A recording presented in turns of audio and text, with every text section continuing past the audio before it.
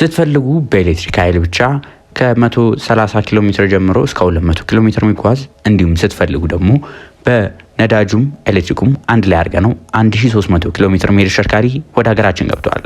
BYD ሌፐርድ 7 ይባላል። በዛሬታችንም የተሽከርካሪ በገበያ ውስጥ ካሉት የተለያዩ የሃይብሪድ እንዲሁም ሙሉ ለሙሉ የኤሌክትሪክ ሆኑ ተሽከርካሪዎች በምን ይሻላል፣ በምን ያንሳል የሚሉትን ከነዋጋው አንድ ባንድ እንመለከታለን። መልካም ቆይታ። ሁሌም እንደምንላችሁ የትኛውንም በሚሊዮን አውጥታችሁ መኪና ከመግዛታችሁ በፊት የመኪናችሁ ጤንነት መረጋገጥ አለበት። ይህ ደግሞ የሚረጋገጠው PDI ማለትም ፕሪ ዴሊቨሪ ኢንስፔክሽን መሰራት አለበት። የትኛውንም ተሽከርካሪ ደግሞ PDI እንዲሰራላችሁ ከተፈለጋችሁ ከስር በምታገኙት ስልክ ቁጥር ይደውሉልን። ለዚህ ቻናል አዲስ ከሆናችሁ በዚህ ቻናል ላይ በየዕለቱ ማለት ይቻላል የተለያዩ የመኪና ሪቪዎችን ይዘላችሁ ስለምንቀርብ ሰብስክራይብ ያድርጉ። እንዲሁም ቪዲዮ ሲለቀቅ በቶሎ እንዲደርሰው የደወል ምልክቱን ጫኑ። ከ2 ወር በፊት ተመርቶ ሀገራችን ገበያ ላይ የቀረበው አዲሱ BYD ሌፐርድ 7 ከሰሞኑ ከተማውን ያጥለቀለቀ ተሽከርካሪ ነው። መኪናው በአይነቱ ልዩ የሆነ ተሽከርካሪ ሲሆን ይህም ተሽከርካሪ የተለያዩ አማራጮች አሉት። ነገር ግን አጠቃላይ ገጽታውን እንመልከት። የተሽከርካሪ እንግዲህ ሚድ ሳይዝ ኤስዩቪ ከሚባሉት እና ፉል ሳይዝ ኤስዩቪ ከሚባሉት መሀል ላይ ያለ ነው። ከሌፐርድ 8 እና ከሌፐርድ 7 ከምንላቸው መሀል ላይ የምናገኘው ተሽከርካሪ ነው። መኪናው ላይ ተገጥሞለት የምናገኘው የኢንጂን አማራጭ በ1500 ሲሲ 4 ሲሊንደር ቱርቦ ሲሆን ይህ 156 የፈረስ ጉልበት ማመንጨት ይችላል የነዳጅ ሞተሩ ብቻ። ከዚህ በተጨማሪ ደግሞ መኪናው የኤሌክትሪክ ሞተሮች እንዲኖሩት ማድረግ ይችላላችሁ። ይህ ደግሞ እንደ ትሪም ሌቭሉ ልዩነት ይኖረዋል። መኪናው በቱዊል ድራይቭ አለው። ባለ አንድ ኤሌክትሪክ ሞተር አለ እና ደግሞ ኦል ዊል ድራይቭ ባለ 2 ሞተር አለ። ባለ አንድ ሞተሩ በሚሆንበት ጊዜ 272 ተጨማሪ ከ156 ላይ የፈረስ ጉልበት የሚኖረው ሲሆን ቶርኩም ደግሞ ቀላል የሚባል አይደለም። 315 ኒውተን ሜትር ኦፍ ቶርክ ማመንጨት ይችላል። ኦል ዊል ድራይቭ በሚሆንበት ጊዜ ደግሞ የተሽከርካሪ 490 የፈረስ ጉልበት ማመንጨት ይችላል። አጠቃላይ ደግሞ 620 ኒውተን ሜትር ኦፍ ቶርክ ማመንጨት የሚችል እጅግ በጣም ከፍተኛ ጉልበት ያለው ተሽከርካሪ ነው። ትራንስሚሽኑም ቢሆን የተሽከርካሪ ላይ ሌሎች ሃይብሪድ ተሽከርካሪዎች ላይ የምናገኘውን ECVT የሚባለውን ትራንስሚሽን ተገጥሞለት ነው። መኪናው በአንድ ጊዜ ቻርጅ የሚጓዘው ርቀቱ እንደ ትሪም ሌቭሉ ይለያያል። የተሽከርካሪ ላይ 3 አይነት አለ። ሙሉ ለሙሉ በኤሌክትሪክ ኃይል ብቻ 135 ኪሎ ሜትር መጓዝ ይችላል። ይህ ዝቅተኛ የምንለው ቱዊል ድራይቭ ሞዴሉ አለ። ቱዊል ድራይቭ ሆኖ ደግሞ ሎንግ ሬንጅ የሚባል አለ። ይህኛው በሚሆንበት ጊዜ 200 ኪሎ ሜትር የመጓዝ አቅም የሚኖረው ሲሆን ያኛው 135 ይሄኛው 200 ኪሎ ሜትር። ኦል ዊል ድራይቭ በሚሆንበት ጊዜ ደግሞ ኦል ዊል ድራይቮች ብዙ ጊዜ እንደምትመለከቷቸው ጉልበታቸው ከፍ ያለ ነው። ይህም ተሽከርካሪ ኦል ዊል ድራይቭ በኤሌክትሪክ ኃይሉ ብቻ 490 የፈረስ ጉልበት ነው የሚያመጣው። ስለዚህ የሚጓዘው በኤሌክትሪክ ኃይል ርቀቱ 190 ኪሎ ሜትር የመጓዝ አቅም አለው። መኪናው የተገጠመለት ኢንጂን ደግሞ እንደ ሬንጅ ኤክስቴንደር የምንጠቀምበት ነው። አጠቃላይ ሲሆኑ ደግሞ ከ1200 እስከ 1300 ኪሎ ሜትር የመጓዝ አቅም ያላቸው ተሽከርካሪዎች ናቸው። ይህ እንግዲህ በጣም ግሩም። እንደዚህ የተደነቀለት ግን በኤሌክትሪክ እንዲሁም በነዳጅ ይህን ያህል ኪሎ ሜትር የመጓዙ አቅም ብቻ አይደለም። መኪናውም ፍጥነቱ የዋዛ ተሽከርካሪ አይደለም። የተሽከርካሪ ከ0-100 ኪሎ ሜትር በ4.5 ሰከንድ መድረስ የሚችል ከፍተኞቹ ትሪም ሌቭል ላይ ማለት ነው ፈጣን መኪና ነው። ከዛ በተጨማሪ ደግሞ ቶፕ ስፒዱ የምንለው መኪናው እስከ 190 ኪሎ ሜትር በሰዓት መወንጨፍ የሚችል ተሽከርካሪ ነው። ይህንን ስላችሁ ግን መኪናው ትንሽ መኪና እንዳይመስላችሁ። አጠቃላይ ርዝመቱ የተሽከርካሪው ኦልሞስት 5 ሜትር የሆነ ነው። ስፋቱ 1.9 ነው። እንዲሁም ቁመቱ ደግሞ 1 ከ8 የሆነ ተሽከርካሪ ነው። የተሽከርካሪ ባለ 7 ወንበር አይደለም፣ ባለ 5 ወንበር ናቸው። ከኋላ የምታገኙት እቃ መጫኛ ቦታ በጣም ተለቅ ያለ እቃ መጫኛ እንዲኖረው ተደርጓል። የኋላ እቃ መጫኛው ላይ እስከ 970 ሊትር የሚያህል እቃ የማጫን አቅም ያለው ቦታ ተሽከርካሪ ላይ ታገኛላችሁ። ወደ መኪናው ውስጣዊ ገጽታ ጋር ጊዜ የተሽከርካሪ የተለያዩ ትሪም ሌቭሎች አሉት። ፕሪሚየም የሚባለው በምናይበት ጊዜ የተሽከርካሪ ላይ ሴንትራል ስክሪኑ በ15 ኢንች አለው።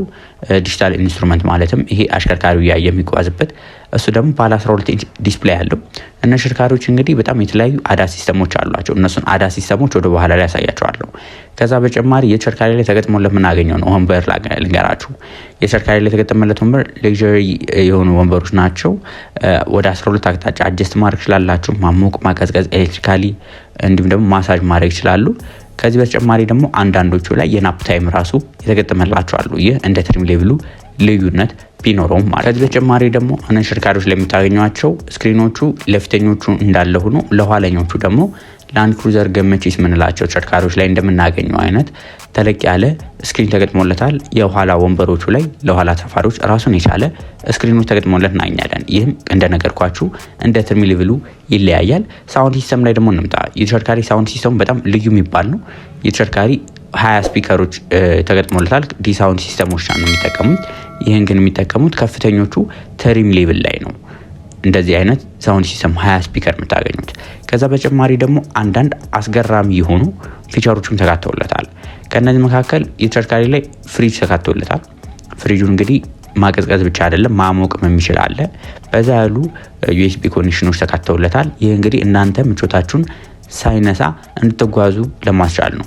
ሌላኛው ደግሞ መኪናው የተገጠመለት ሰስፔንሽን ነው። መኪናው የተገጠመለት ሰስፔንሽን ደግሞ የቢዋይዲ የአጓግ ሞተርስ ላይ የምናገኛቸው በጣም ፕሪሚየም የሚባሉ የሰስፔንሽን አይነቶች ተገጥሞላቸዋል። እነዚህ በጣም አስገራሚ የሚባሉ ናቸው። ለፊተኞቹ ደብል ዊሽቦን ሰስፔንሽን ተገጥሞለታል። ለኋለኛው ደግሞ መልቲሊንክ ኢንዲፔንደንት ሰስፔንሽን ተገጥሞለታል። ከፍተኛ ምቾት ያላቸው ናቸው። በተለይ ደግሞ መኪናውን እያሽከረከርን እያለ የማይመቹ መንገዶች ላይ ያለ ሀሳብ እንድንጓዝ የሚያስችለን ነው። በተለይ ከፍተኞቹ ትሪም ሌቭል በሚሆኑበት ጊዜ አንዳንዶቹ ኤር ሰስፔንሽንም እንደሚኖራቸው ወደፊት ተገልጿል። ይህ በሚሆንበት ጊዜ ደግሞ በጣም አስገራሚ ነው የሚሆነው። አሁን ካለው የራይድ ኳሊቲ ራሱ ተጨማሪ ራይድ ኳሊቲ እንደሚኖረው ይጠበቃል። ሌላኛው ተሽከርካሪዎች ላይ የምታገኟቸው ፊቸሮች ደግሞ ድራይቪንግ አሲስት ፊቸሮች፣ እናንተ በምታሽከረክሩበት ጊዜ እናንተን የሚያገዛችሁ ድራይቪንግ አሲስት ፊቸሮች አሏቸው። በአሁኑ ሰዓት ላይ ቻይና ላይ ትልቁ የሚባሉ ሌቭል 3 ነው። እነዚህኞቹ ደግሞ ሌቭል 2 ፕላስ የሚባሉ ናቸው። ከሌቭል 3 አንድ ዝቅ ብሎ የምናገኛቸው ናቸው። እነዚህ ድራይቪንግ አሲስት ፊቸሮች አዳፕቲቭ ክሩዝ ኮንትሮል አለው፣ ሌን አሲስት አለው። ከዛ በተጨማሪ ደግሞ ሌን አሲስት ስላችሁ መስመሩን ጠብቆ መሄድ ብቻ ሳይሆን ሌን መቀየር በሚፈልጉበት ጊዜ ፍሬቻ አስታበሩ ፍሬቻውን ተከትሎ አብሮ ሌን የመቀየር አቅም ይኖረዋል። አንዳንዶቹ ከፍተኞቹ ትሪም ሌቭል ላይ ደግሞ ስፔሻሊ የሆኑት ማለት ነው ስፔሻሊ የሆኑት ትሪም ሌቭሎች በምናይበት ጊዜ በዛ ያሉ ላይዳር አሲስት ሲስተሞች ይገጠሙላቸዋል። እንደምታውቁት ጋድስ አይ የሚባል ቢዋይዲ ላይ አሁን የመጣ ፊቸር አለ። ዲፕ ፓይለት ሲስተም ነው። ይሄ እንግዲህ ራሱን በራሱ የተወሰነ ያህል ማሽከርከር የሚችልበት ነው። ይሄ በዋነኝነት እናንተ መኪናውን ስታሽከረክሩ አደጋ እንዳይደርስባችሁ እንዲሁም መኪናውን ስታሽከረክሩ ደግሞ ሌሎች ላይ አደጋ እንዳታደርሱ የሚጠቅማችሁ ፊቸር ነው። ይህ አይነት ተሽከርካሪ ለየትኛው ማህበረሰብ ይሆናል የሚሉትን ነገሮች እንመልከት። የተሽከርካሪ ላይ ለብዙ አገልግሎቶች ሊውል የሚችል ነው። በዋነኝነት 5 ሰው መጫን ስለሚችል ያው የቤተሰብ መኪና ናቸው ተብለው የሚታሰቡ ናቸው። እነዚህ በጣም በከተማ ውስጥ የምንጠቀማቸው ከሆነ የኤሌክትሪክ ኃይሉ ብቻ ነዳጅ ብዙ ሳናወጣ እንድንጠቀም የሚያስችለን ነው። ሌላኛው ደግሞ መኪናው ሃይ ኤንድ ቴክኖሎጂ የተገጠመለት ነው። ኮንፈርቱም በጣም አሪፍ የሚባል ኮንፈርት ያላቸው ናቸው። እነ ተሽከርካሪዎች ለቤተሰብ ይዘን ከከተማ መውጣት ብንፈልግም ከተማ ውስጥ መጠቀም ብንፈልግም ለሁሉም የተመቹ ናቸው። ረዘም ያሉ ጉዞዎችን በዚህ አይነት ተሽከርካሪ መጠቀም እንችላለን። ምክንያቱም ሙሉ ለሙሉ በኤሌክትሪክ ኃይል የመጓዝ አቅሙ ጥሩ የሚባል ነው። ከዛ በተጨማሪ ደግሞ መኪናውን አጠቃላይ በሃይብሪድ ሞድ በምናደርግበት ጊዜ ከ1000 ኪሎ ሜትር በላይ የመጓዝ አቅም አለው። ከ1000 ኪሎ ሜትር በላይ ሲጓዝልን ደግሞ ለእኛም በቀላሉ የፈለግንበት ቦታ ደርሰን እንድንወጣ የሚያግዘን ነው። አሁን ይህን ተሽከርካሪ ለመግዛት ገበያ በምትወጡበት ጊዜ ተሽከርካሪዎች ከሰሞኑ ወደ ሀገራችን የገቡት በዋነኝነት የገቡት በ1500 ሲሲ 4 ሲሊንደር ሞተሩ እንዲሁም ደግሞ የተገጠመላቸው የኤሌክትሪክ ባትሪው መኪና መጓዝ የሚያስችለው 190 ኪሎ ሜትር መጓዝ የሚያስችል ባለ 35 ኪሎዋት አወር ሊቲየም አየን ፎስፌት ባትሪ የተገጠመላቸው ናቸው። ተሽከርካሪው አጠቃላይ 1200 ኪሎ ሜትር የሚሄዱት ናቸው። ትሪም ሌቭላቸው ደግሞ አልትራ ኤዲሽን የሚባሉ ናቸው። በከለር አማራጭ ደረጃ ከፈለጋችሁ ወደ አረንጓዴ አካባቢ የሚሄዱ አለ፣ ሌላ ደግሞ በጥቁር የሚሄዱ አሉ። ተሽከርካሪዎች ፉል ኦፕሽን ወደሚባሉት የሚጠጉ ሲሆኑ ተሽከርካሪዎችም የተለያዩ ፊቸሮችን አካተው ይዘው ቀርበዋል። ከዛ በተጨማሪ ደግሞ ዋጋቸውም 18 ሚሊዮን የኢትዮጵያ ብር የሚጠየቅባቸው ተሽከርካሪዎች ናቸው። ለዛሬ ይዤላችሁ የቀረቡት መረጃ ይህን ይመስል ነበር። ቪዲዮን ከወዳችሁት ላይክ፣ ሌሎች ደግሞ ከመኪና ጋር የተገናኙ መረጃዎች መከታተል ፈልጉ ከሆነ ሰብስክራይብ ያድርጉ። በቀጣይ ሌሎች ከመኪና ጋር በተገናኙ መረጃዎች እስከምንገናኝ ድረስ መልካም ሁሉ ተመኘው።